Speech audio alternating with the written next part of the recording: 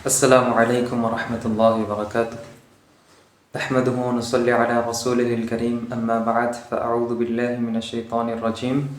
بسم الله الرحمن الرحيم. إنا أنزلناه في ليلة القدر وما أدراك ما ليلة القدر إلى آخر الآية.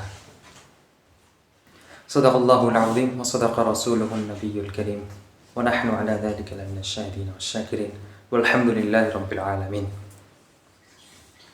আল্লাহ তাআলার দরবারে লক্ষ কোটি শুকরিয়া, সেই মহান রব্বুল আলামিন আমাদেরকে দীর্ঘায়ু দান করে তার একটি পবিত্র হুকুম রমজান পালন করার মতো তৌফিক দান করেছেন এবং সেই সাথে সাথে আমাদেরকে সামনে আসন্ন গুরুত্বপূর্ণ একটি রাত দান করেছেন, সেটিকে বলা হয় লাইলাতুল কদর, এবং সেই ব্যাপারে আল্লাহ তাআলা একটি সূরা নাজিল করেছেন।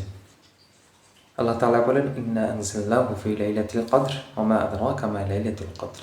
ইন্না আনজালনাহু ফি লাইলাতিল কদর, আমি তাকে নাজিল করেছি, অর্থাৎ এই লাইলাতুল কদর, এই মহিমান্বিত রাতটি আমি নাজিল করেছি।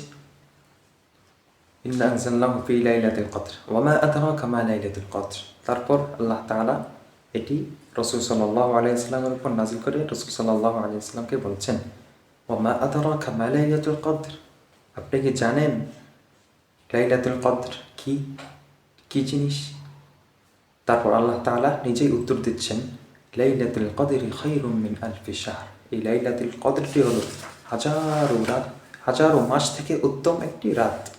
অর্থাৎ এই রাতে যদি কোনো বান্দা, কোনো বনি উম্মত আল্লাহ তাআলার ইবাদত করে, তাহলে তাকে হাজারো রাত যদি কেউ হাজারো রাত ইবাদত করে কাটায়, হাজারো মাস ইবাদত করে কাটায়, যে সওয়াব দেওয়া হবে, সেই একটি রাতের বিনিময়ে আল্লাহ তাআলা তাকে সেই সওয়াব দান করবেন। তারপর আল্লাহ তাআলা বলছেন, ওমা আদরাকা মা লাইলাতুল কদর লাইলাতুল কদরি খায়রুম মিন আলফি শাহর তানাজ্জালুল মালায়েকাতু ওয়ার রূহু ফিহা বিইذনি রাব্বিহিম মিন কুল্লি আমর। আল্লাহ তানাজ্জালুল মালায়েকাতু ওয়ার রূহু ফিহা, তানাজ্জালুল মালায়েকা, ফেরেশতারা অবতরণ করেন, ওয়ার রূহ, এবং রূহ অবতরণ করেন।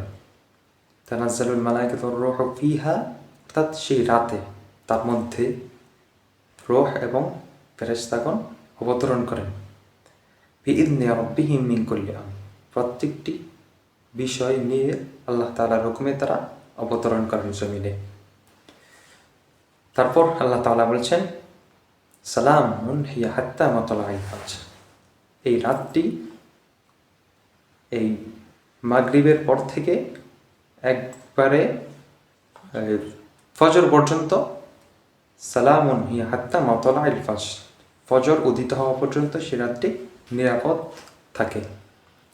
তো এখন আল্লাহ তাআলা আমাদেরকে যেহেতু এই রাতটি, এই মহিমান্বিত রাতটি দান করেছেন, তো এই জন্য আমাদের উচিত হলো আমরা এই রাত অহেতুক না কাটিয়ে গল্পগুজব আড্ডা, বন্ধুবান্ধবের আড্ডায়, চা হোস্টেলে না কাটিয়ে আমরা এই রাতটিকে গুরুত্ব দিয়ে আল্লাহ তাআলার সেই পুরস্কারে প্রাপ্ত হই। আল্লাহ তাআলা আমাদেরকে তৌফিক দান করেন। ওমা আলাইনা ইল্লাল বালাগ।